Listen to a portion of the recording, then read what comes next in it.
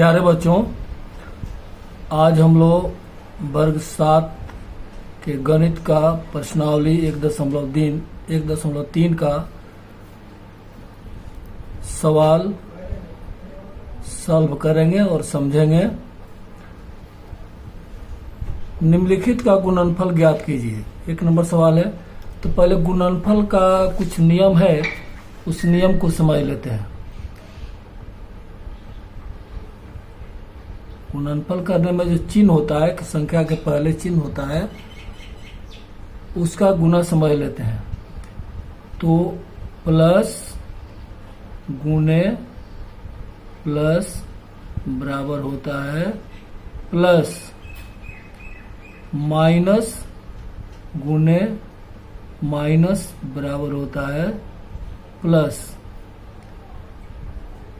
Minus गुने plus बराबर होता है माइनस, प्लस गुने माइनस बराबर होता है माइनस।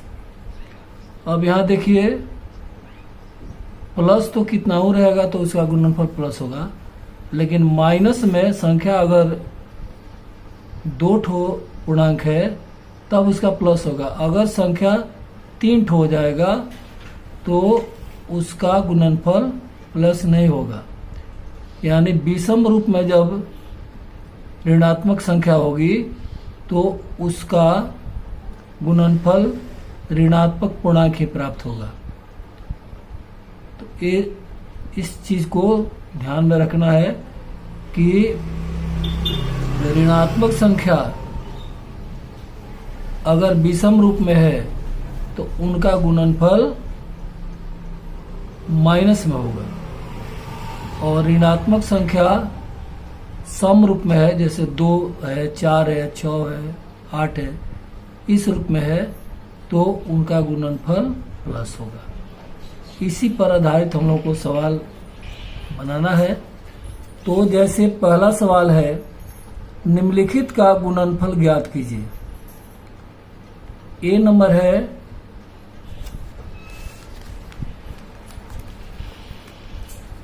-3 इंटू -1। तो पहले चिन्ह का गुना होता है, तो 3 के पहले प्लस कुछ नहीं लिखा हो रहता है तो प्लस माना जाता है। तो प्लस माइनस माइनस हो गया, और 3 में 1 का गुना करेंगे तो 3 हो गया। बी में है -1 गुने 225।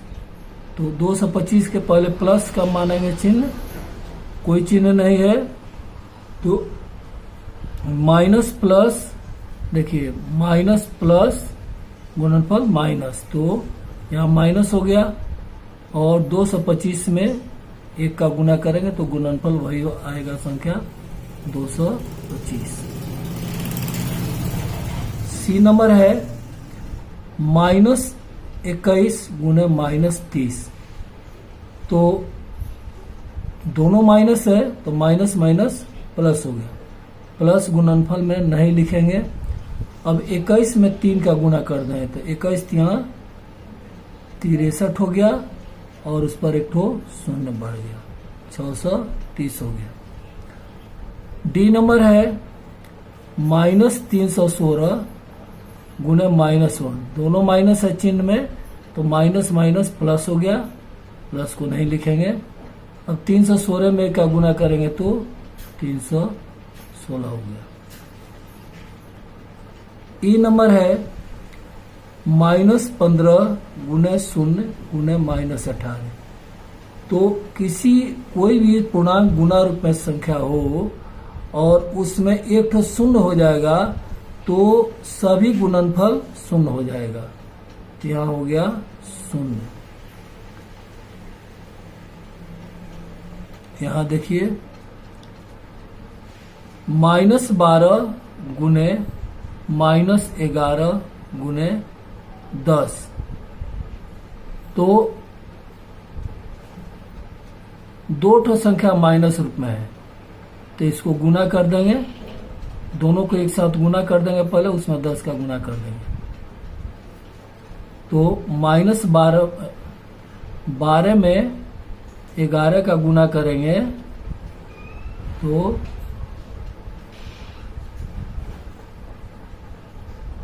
132 हो गया। तो माइनस माइनस प्लस हो गया, तो प्लस में लिखेंगे 132 गुने 10 बच गया, तो बराबर हो गया 1320। अब जी नंबर 9 गुने -3 गुने -6, तो 9 गुने माइनस माइनस प्लस हो जाएगा 36 18 बराबर। अब 18 में 9 का गुना कर देंगे,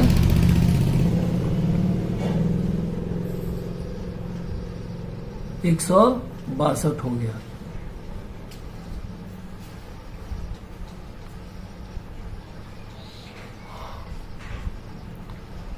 अब देखिए एच नंबर, तीनों माइनस है तो गुणनफल तो इसका माइनस आएगा, लेकिन पहले हम इन दोनों में गुना करेंगे। आसान बनाना है गुना को, जैसे 5 का 20 हो जाएगा, उसमें 18 से गुना कर देंगे आराम से। तो लिखेंगे -18 गुने, ये माइनस माइनस हो गया, प्लस नहीं लिखेंगे, प्लस नहीं लिखेंगे, 5 का 20 लिख देंगे बराबर। अब देखिए ये माइनस है प्लस है, तो माइनस यहाँ हो जाएगा, minus into plus equal to minus. 18 में 2 का गुना कर देंगे 36 हो जाएगा, इस पर 1 शून्य बढ़ जाएगा। आई नंबर है -1 गुने -2 गुने -3 गुने 4, तो 3 ठो माइनस है, तो तीनों माइनस वाला गुना करेंगे तो -3 गुने 6, 6 एकम 6 गुने 4 बराबर, फिर होगा माइनस प्लस माइनस 6 चौका 24। जे नंबर है -3 गुने -6 गुने -2 गुने -1, तो 4 ठो माइनस है, 1 2 3 4, तो गुणनफल इसका प्लस में होगा। अब गुना कर देंगे, 3 6 18, 18 दूनी 36, 36 में 1 का गुना हो गया 36। ये 1 नंबर सवाल हो गया। आशा है कि आप लोग समझ गए होंगे। दूसरा सवाल है, निम्नलिखित को सत्यापित कीजिए। जैसे बराबर के बाएं साइड में एक गुणनफल है और दाएं साइड में एक गुणनफल के रूप में लिखा गया, तो इसको हमें सत्यापित करना है कि बराबर के बाएं वाला जितना गुणनफल हमको प्राप्त होगा उतना ही दाएं वाला प्राप्त होगा, तो गुणनफल सही होगा। तो दोनों को एक साथ लेकर पहले इसको चलते हैं, तो 18 गुने 7 प्लस माइनस -3,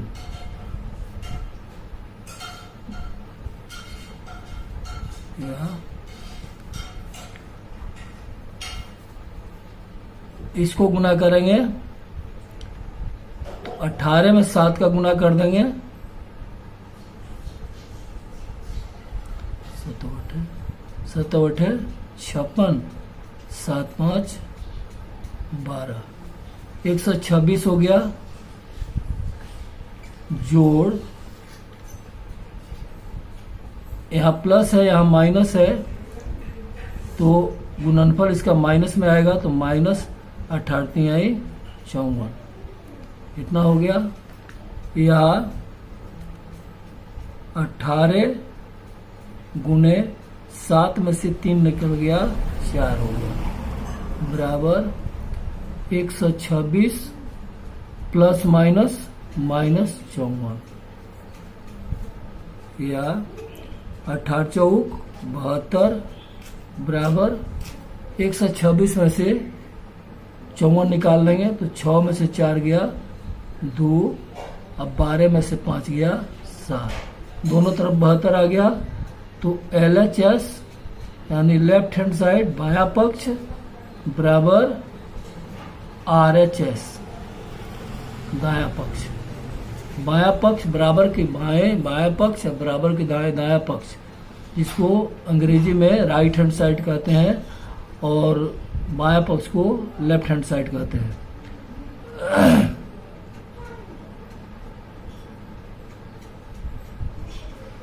तो दोनों तरफ बराबर हो गया, तो सत्यापित हमारा हो गया। अब ऐसे ही इसका बी नंबर है -21 गुने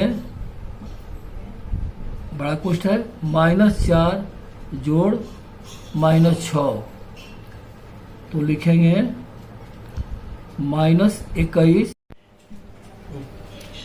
दूसरा का बी नंबर है -21 गुने कोष्ठ है बड़ा कोष्ठ -4 जोड़ -6, दाएं तरफ है -21 गुने -4 जोड़ -21 गुने 6।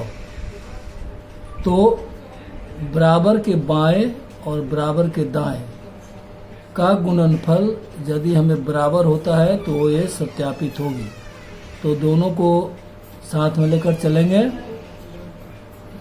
-21, अब देखिए -4 और -6 दोनों ऋणात्मक संख्या है, तो दोनों को जोड़ देंगे तो -10 हो गया। ऐसे ही माइनस माइनस प्लस हो गया, 21 चौक 84 हो गया। यहाँ माइनस माइनस प्लस हो गया और 21 में 6 का गुना करेंगे तो 6 कम 6 6 दूनी 12 126 हो गया, प्लस हो गया। अब देखिए -21 और -10, तो माइनस माइनस प्लस हो गया। 21 में 1 का गुना कर देंगे 21 हो गया, इस पर 1 शून्य आ गया।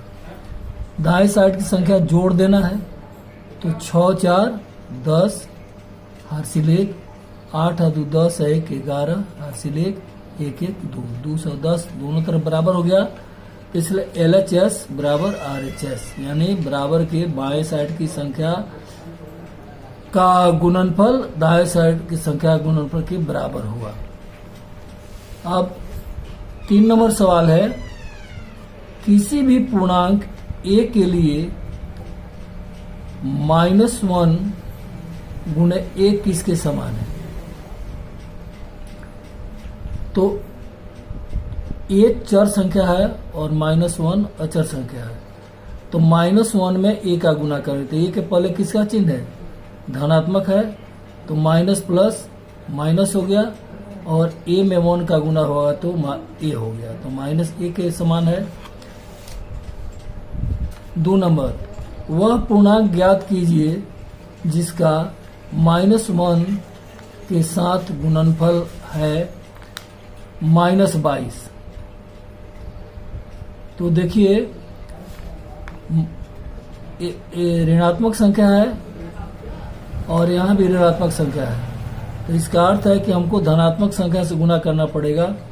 तो 22 में -1 का गुना किए तो -22 हो गया, तो आंसर में 22 हो जाएगा। ऐसे ही बी नंबर में है 37, तो यहाँ ऋणात्मक संख्या है और यहाँ धनात्मक संख्या है, तो ऋणात्मक में ऋणात्मक का करेंगे तब धनात्मक आएगा, तो -37 गुने -1 बराबर 37, तो -37 आंसर हो गया।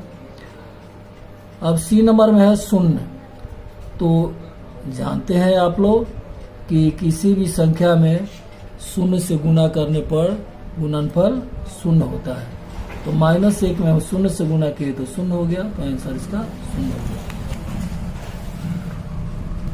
4 नंबर सवाल है, -1 गुने 5 से आरंभ करके विभिन्न गुणनफलों द्वारा कोई पैटर्न दर्शाते हुए -1 गुने 1 बराबर 1 को निरूपित कीजिए। यहाँ देखिए -1 गुने 5 बराबर -5 हुआ। तो और -1 गुने 4 बराबर -4 हुआ। तो -4 को हम क्या लिख सकते हैं, -5 जोड़ 1, यानी -5 में से 1 जाएगा तो -4 आ जाएगा। ऐसे ही -1 गुने 3 गुणनफल हो गया -3। -3 को हम लिख सकते हैं -4 जोड़ 1, -4 में से 1 जाएगा तो -3 आ जाएगा। ऐसे ही -1 गुने 2 गुणनफल -2 हो गया। -2 को हम लिख सकते हैं -3 जोड़ 1, -3 में से 1 जाएगा तो -2 बच जाएगा। ऐसे -1 गुने 1 बराबर -1, -1 को हम लिख सकते हैं -2 जोड़ 1, -2 में से 1 जाएगा तो -1 आ जाएगा। ऐसे ही -1 गुने 0 बराबर 0 हो गया।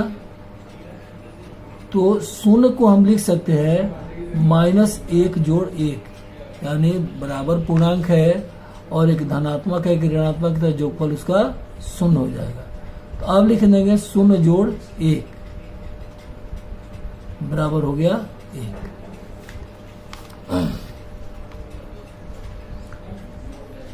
5 नंबर है, उचित गुणों का उपयोग करते हुए गुणनफल ज्ञात कीजिए।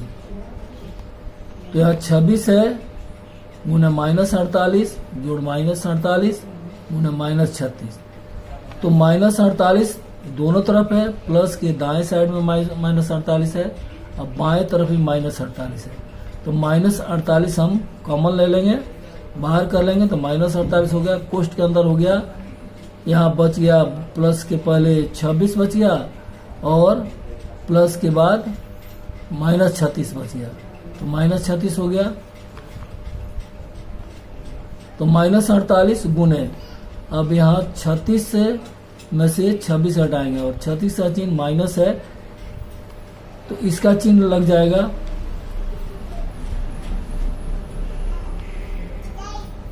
तो बच गया हमारा -10। अब माइनस माइनस प्लस हो गया, 48 में 1 का गुना करेंगे 480, इस पर 1 आ गया, 480 आंसर हो गया।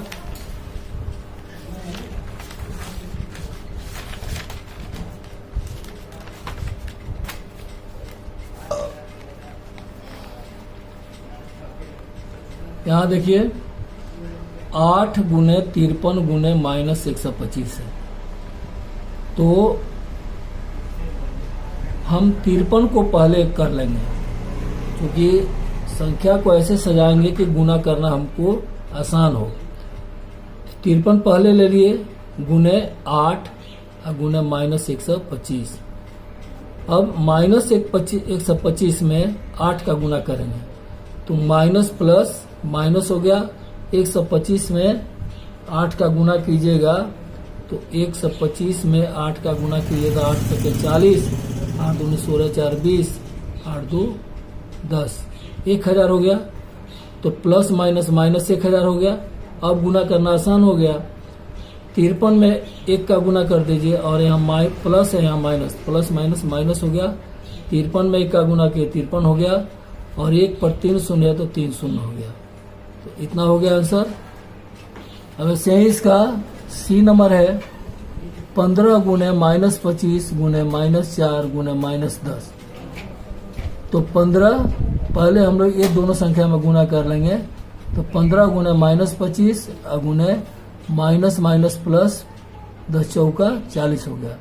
अब फिर इन दोनों संख्या में गुना करेंगे तो 15 गुने, यहाँ माइनस है यहाँ प्लस है तो यहाँ माइनस हो गया, 25 चौका 100, इस पर 1 शून्य बढ़ गया, -1000 हो गया। अब गुना करना आसान है, प्लस माइनस माइनस 15 में 1 का गुना किया 15, 3 शून्य है तो 3 शून्य लगा दिए, आंसर हो गया। सही डी नंबर है -41 गुने 102।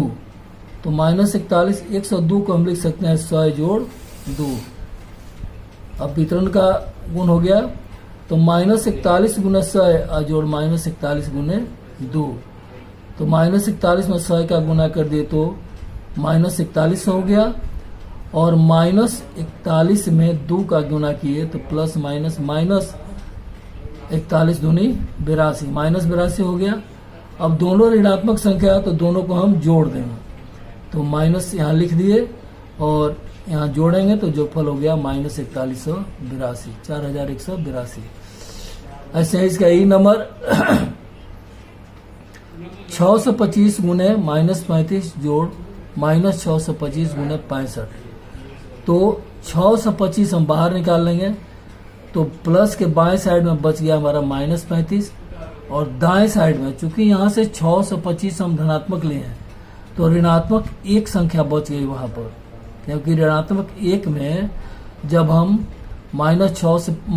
ऋणात्मक 1 में 625 का गुना करेंगे तब जाकर के -625 होगा, तो गुने और 65 बच गया, तो फिर 625 गुने -35 जोड़, अब यहाँ प्लस है यहाँ माइनस है, तो प्लस माइनस माइनस 65 में 1 का गुना होगा 65 हो गया, -65। दोनों ऋणात्मक संख्या है तो 625 गुने दोनों को जोड़ देंगे तो -100 हो गया। अब गुना करना आसान है, 625 में 1 का गुना कर दिए 6 हो गया, 625 हो गया, और माइनस प्लस माइनस हो गया, 1 के बाद 2 शून्य तो 2 शून्य दे दिए। अब इसके बाद है एफ नंबर 7 गुने 50 -2 है, तो यहाँ लिखेंगे 7 गुने 50 प्लस माइनस माइनस 7 दूनी 14,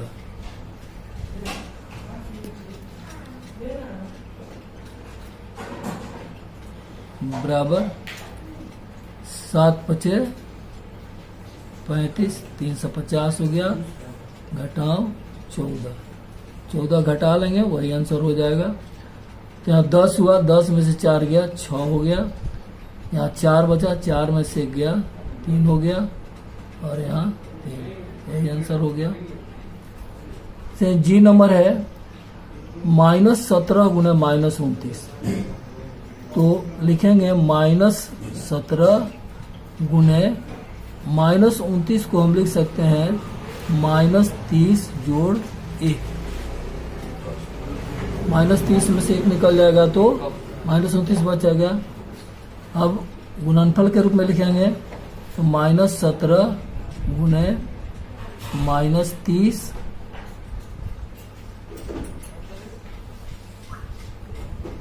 प्लस माइनस माइनस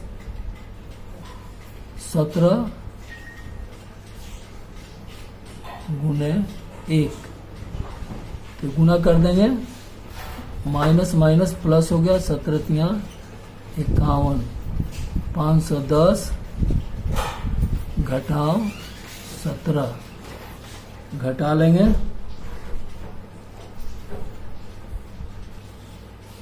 तो 10 में से 7 गया 3, इतना के 10 में से 1 गया 9, और यहाँ हो गया 4।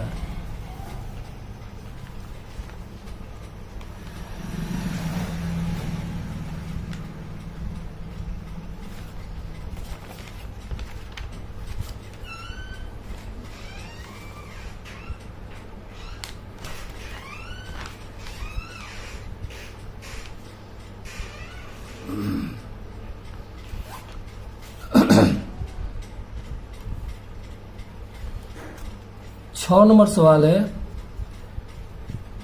किसी हिमीकरण प्रक्रिया में कमरे का तापक्रम को 40 डिग्री सेंटीग्रेड से 5 डिग्री सेंटीग्रेड प्रति घंटे की दर से कम करने की आवश्यकता है। इस प्रक्रिया के शुरू होने के 10 घंटे बाद कमरे का तापमान क्या होगा? तो वर्तमान में तापक्रम है 40 डिग्री सेंटीग्रेड, और 10 घंटे बाद तापक्रम कितना होगा? क्योंकि 1 घंटा में 5 डिग्री सेंटीग्रेड तापक्रम कम हो रहा है, तो लिखेंगे 10 घंटे बाद तापक्रम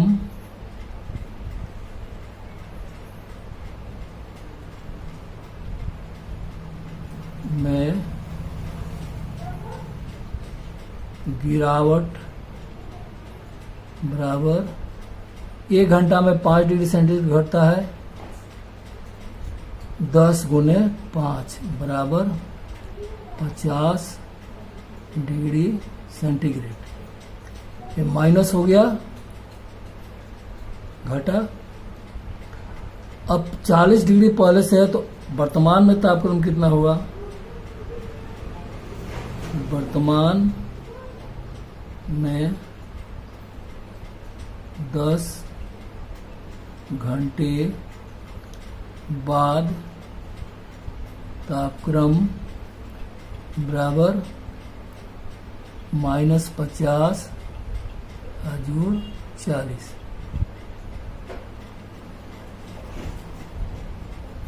बराबर -10 डिग्री सेंटीग्रेड।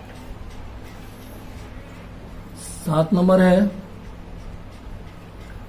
10 प्रश्नों वाले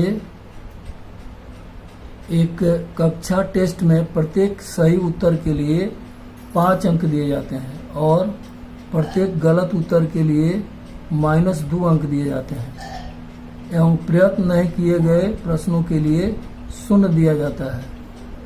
तो पहला प्रश्न है, मोहन 4 प्रश्नों का सही उत्तर और 6 प्रश्नों का गलत उत्तर देता है, तो उसके द्वारा प्राप्तांक कितना हुआ? तो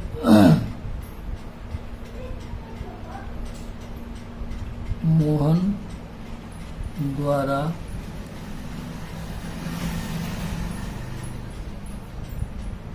4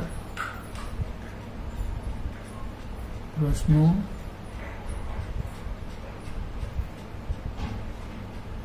का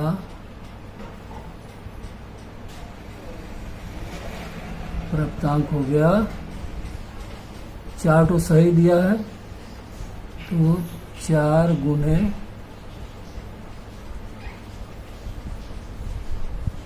5 20 अंक।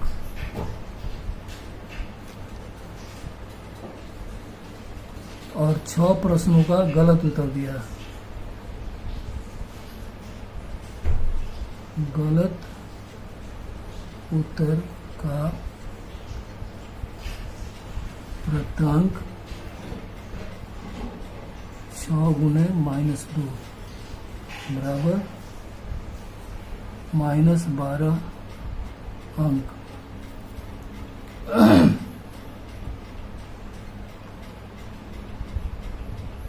कुल प्राप्तांक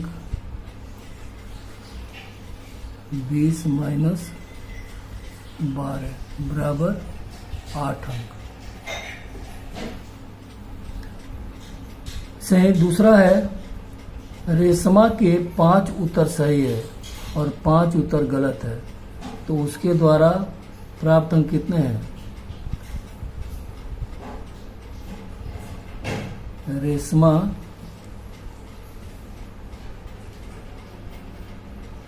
के सही 5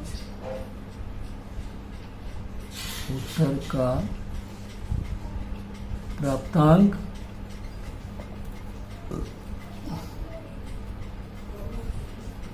5 गुने 5 बराबर 25 अंक।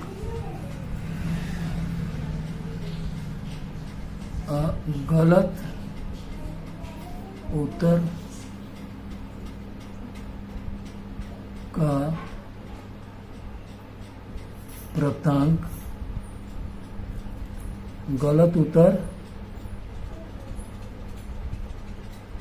5 उत्तर गलत दिए, 5 गुने -2 बराबर 5 दूनी 10 प्लस माइनस -10। कुल प्राप्तांक हो गया 25 प्लस माइनस 10 बराबर 15 अंक।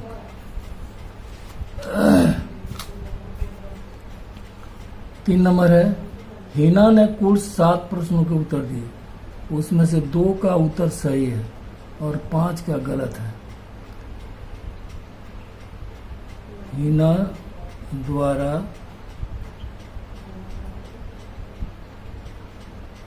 सही उत्तर का प्राप्तांक 7 सही दी है, 7 गुने 5 35 अंक हो गया, और 5 उत्तर गलत है। तो हिना द्वारा गलत उत्तर का प्राप्तांक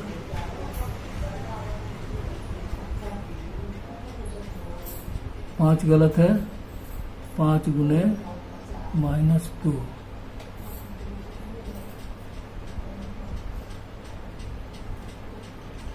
प्लस माइनस माइनस 5 गुने 10, कुल प्राप्तांक हो गया 35 प्लस -10, -10 घट जाएगा, 25 अंक आंसर हुआ। इसके बाद है 8 नंबर, एक सीमेंट कंपनी के सफेद सीमेंट बेचने पर 8 रुपये प्रति बोरी की दर से लाभ होता है, और सिलेटी रंग की सीमेंट बेचने पर 5 रुपये प्रति बोरी की दर से हानि होती है। तो ए नंबर, 2 पार्ट है इस सवाल का। किसी महीने में वह कंपनी 3000 बोरियां सफ़ेद सीमेंट की और 5000 बोरियां सिलेटी सीमेंट की बेचती है, तो उसका लाभ अथवा हानि ज्ञात करें। तो लिखेंगे सफ़ेद सीमेंट की 3000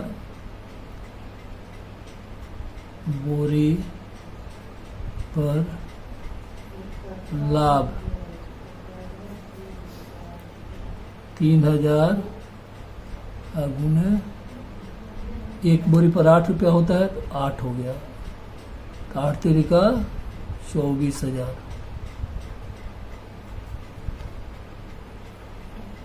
स्लेटी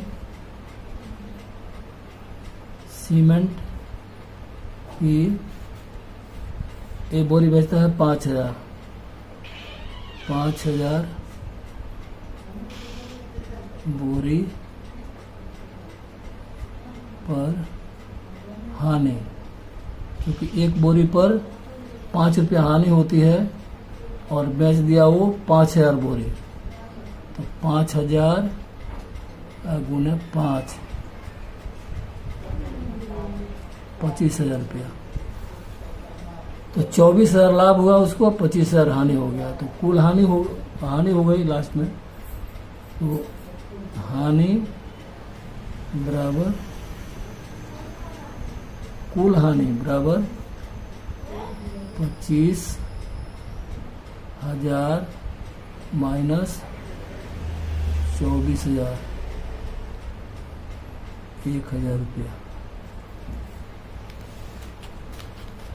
यदि बेची गई स्लेटी सीमेंट की बोरियों की संख्या 64,400 है, तो कंपनी को सफेद सीमेंट की कितनी बोरियां बेचनी चाहिए ताकि उसे न लाभ हो न हानि हो। तो पहले निकाल लेंगे 6,400 बोरी बेचने पर कितना हानि होता है। तो लिखेंगे स्लेटी सीमेंट की 6,400 बोरी बेचने पर हानि बराबर हो गया 6400 गुने 5, 0 5 चौका 20, 6 25 2 32,000 रुपया। तब अब निकालना है कि सफ़ेद सीमेंट की बोरी कितना बेचे कि उसको न लाभ हो न हानि हो। तो जितना हमको हानि हुआ है, एक बोरी को बेचने पर, सफ़ेद सीमेंट की एक बोरी बेचने पर हमको लाभ कितना हो रहा है, 8 रुपया। तो 8 से इसमें भाग दे देंगे, बोरी की संख्या हो जाएगी। तो लिखेंगे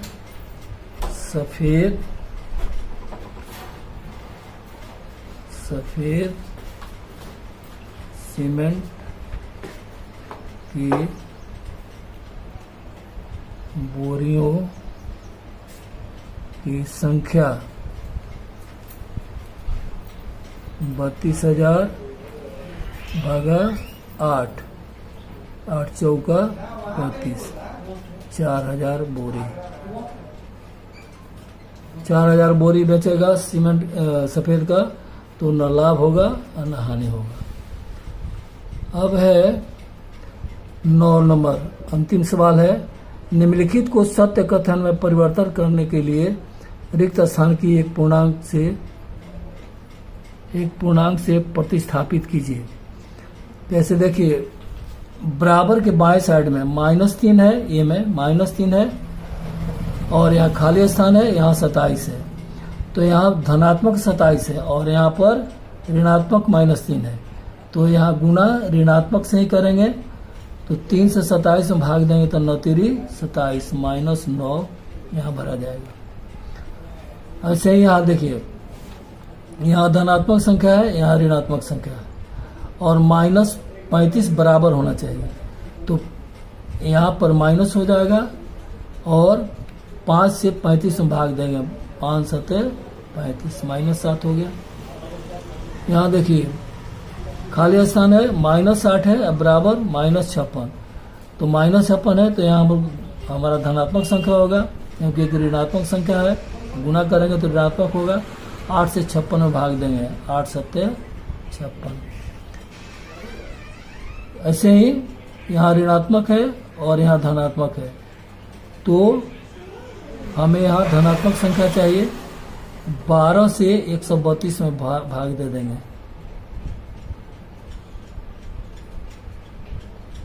तो 132 में ऐसे 132 हो गया, इसमें 12 से भाग कर दीजिए। तो 12 1 12, 1 2, फिर 1 12 हो गया, यानी 11। तो यहाँ पर 11 हो गया, ये आंसर हो गया।